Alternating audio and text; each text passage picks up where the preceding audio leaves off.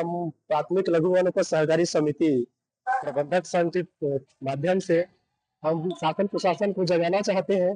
हमारी मुख्य मांगे है सर नियमितीकरण।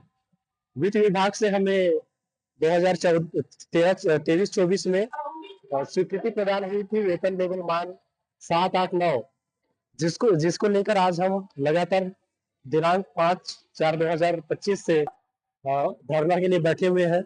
हमारी मुख्य मांग यही है सर नियमितीकरण हो और हमारे जो वेतन मान है हमारे व्यक्तिगत खाते में आना चाहिए और हमारी जो सेवानिवृत्ति पश्चात उपादान राशि मिलनी चाहिए, अनुकंपा नियुक्ति भी मिलनी चाहिए, ये मांगे हैं। मनोज कुमार जनबंधु, प्रबंधक बंजारी।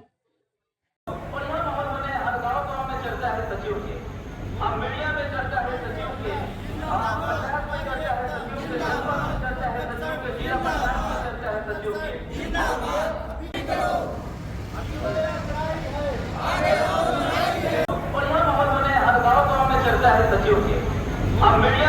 है सचिव के,